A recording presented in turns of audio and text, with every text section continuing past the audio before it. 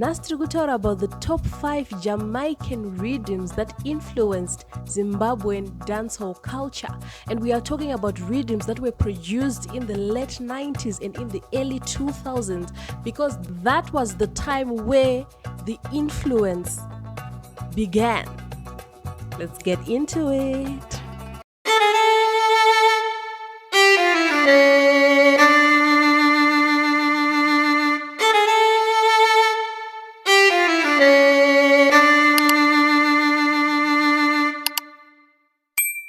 Hello everyone, my name is Mrs. Important and welcome to my YouTube channel.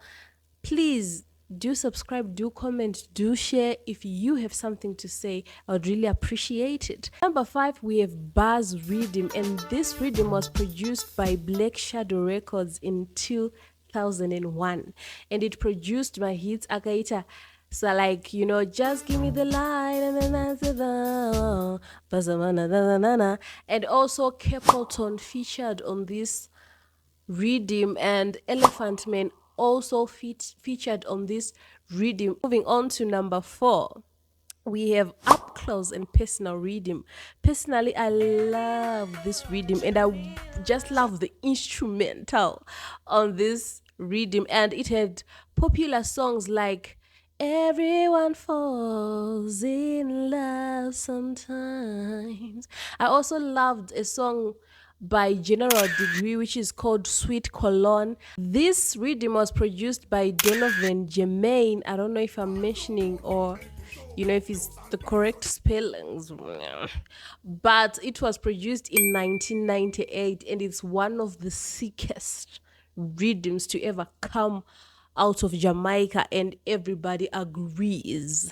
And then on number 3, we have Bookshelf Rhythm, which was produced by Tony Kelly in 2002. It also included songs from Sean Paul as well, and Mr. Vegas, Jack It Up, and also Tanto and Devonte were actually a part of this rhythm. Number 2, obviously, What Can We Do Without Buyout Rhythm?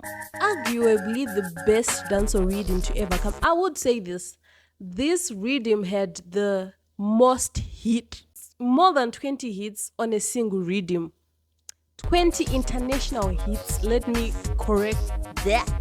It had Sean Paul like glue. It also had and it also had She Drive Me Crazy on it. And it heavily influenced, our Zimbabwean dancehall right now. Of course, we do it our own way, but the idea of dancehall, the idea of Jamaica, the idea of club bangers, the idea of conscious, rhythms, it came from this heavy influence of the Jamaican music. And on number 1, obviously, we have Diwali Rhythm. Yeah. This was produced in 2002 by Stephen Lanky, and it also had its own hits. A lot. We cannot count, honey. Also, Love is Wicked. We were told love is wicked. When we were young, we were told, but we didn't listen. We were busy dancing. They were telling us love is wicked. Yo. Sean Paul had his song on this rhythm, and also No Letting Go, Wayne Wonder. A lot that can be mentioned. Oh my God. So please, what do you think about this list? I know I have missed a lot, but I just wanted to talk about because ZimDancehall, we all know ZimDancehall was heavily influenced by Jamaican dancehall. It's obvious, but we are saying there is a certain period where the influence happened, and it was late 90s and early 2000, because that was the time ZimDancehall actually started. So I would say a lot of rhythms produced around these times actually influenced the ZimDancehall, because that's how it started, and that's where the idea came from whoever who decided to say, you know what, we need our own ZimDancehall. So Zimbabwe and Jamaica will forever be linked, honey.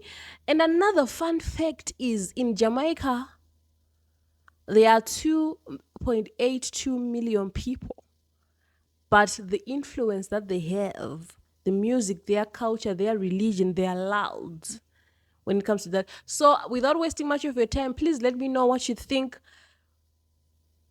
about this list. Give me others. I would appreciate it. Thank you for watching. My name is Mrs. Important, and I love you. And thank you for engaging. Thank you for watching. Keep sharing.